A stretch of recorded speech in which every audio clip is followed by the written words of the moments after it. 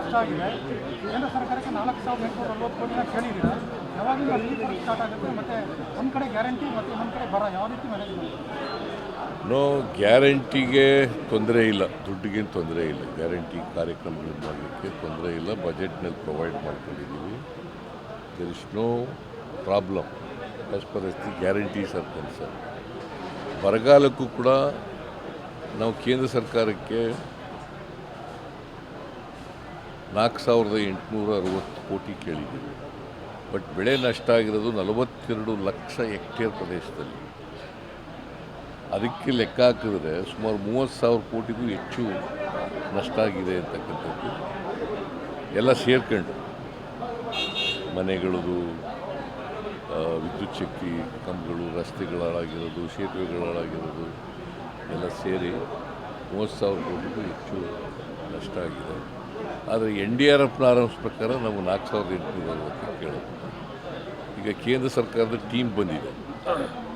ಅವರು 3 ಟೀಮ್ಗಳು ಮಾಡ್ಕೊಂಡು, central team ಅಂತ ಕರಿತೀವಿ, ಆ 3 ಟೀಮ್ಗಳು ಮಾಡಿಕೊಂಡು ಸುಮಾರು 11 ಜಿಲ್ಲೆಗಳಿಗೆ ಭೇಟಿ ಕೊಡ್ತಾರೆ. ಗ್ರೌಂಡ್ ರಿಯಾಲಿಟಿನ ಅಸೆಸ್ ಮಾಡ್ತಾರೆ. ಅವರು ಹೋಗಿ ರಿಪೋರ್ಟ್ ಕೊಡ್ತಾರೆ. ಆ ರಿಪೋರ್ಟ್ ಕೊಟ್ಟ ಆಧಾರದ ಮೇಲೆ government of India will decide. ಕೇಂದ್ರದಿಂದ ಬರ ತಂಡ ಬಂದಿದೆ, ಅವ್ರು ವೀಕ್ಷಣೆ ಮಾಡ್ತಾ ಇಲ್ಲ, ನೀಟಾಗಿ ಕೇಳ್ತಾರೆ ನಮ್ಮ ಸಮಸ್ಯೆ ಇಲ್ಲ. ಹೇಳಿದ್ದೀನಿ ನಾನು ಅವರಿಗೆ, ನಾನು ಭೇಟಿ ಮಾಡಿದ್ದರು, ಅವ್ರಿಗೆ ಹೇಳಿದ್ದೀನಿ ಜನರನ್ನು ಭೇಟಿ ಮಾಡಿಯಪ್ಪ, ಅವ್ರ ಅಹವಾಲ ಎಲ್ಲ ಕೇಳಬೇಕು. MLAಗಳು, ಲೋಕಲ್ ಜಿಲ್ಲಾ ಅಧಿಕಾರ ಇರ್ತಕ್ಕಂಥ ಜಿಲ್ಲಾಧಿಕಾರಿ ಮಾತು ಕೇಳಬೇಕು, ಅವ್ರು ಏನು ಹೇಳ್ತಾರೆ ಕೇಳಬೇಕು. ಮತ್ತು MLAಗಳು, MP ಗಳು ಏನು ಹೇಳ್ತಾರೆ ಅದು ಕೇಳಬೇಕು. ರಿಟರ್ನರಿಯಲ್ಲಿ ಹಳೆ ಮೈಸೂರು ಭಾಗ, ಓಲ್ಡ್ ಮೈಸೂರು ಕಾವೇರಿ ಬೇಸಿನ ಇಲ್ವಲ್ಲ ಸರ್, ಈ ಕಡೆ ಬರ್ತಾ ಇಲ್ವಲ್ಲ ಸರ್? ಈಗ ನಾವೆಲ್ಲ ತೀರ್ಮಾನ ಮಾಡೋದು, ಅವರು ತೀರ್ಮಾನ ಮಾಡೋದು, ಸೆಂಟ್ರಲ್ ಟೀಮ್ ತೀರ್ಮಾನ ಮಾಡ್ತಾರೆ. ನಾವು ಎಲ್ಲ ಜಿಲ್ಲೆಗಳಿಗೂ ಹೋಗಿ ಅಂತ ಹೇಳಿದ್ರೆ ಅವರು ಹೋಗಲ್ಲ.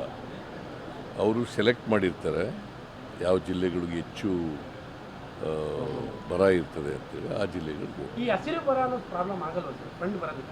ಯಾವುದು? ಈ ಹಸಿರು ಬರ ಅವ್ರಿಗೆ ಹೇಳಿದ್ದೀವಿ. ಈಗ ಬೆಳೆ ಆಗುತ್ತಾ ಅನ್ನೋದು ಇಂಪಾರ್ಟೆಂಟು ಅಲ್ವಾ?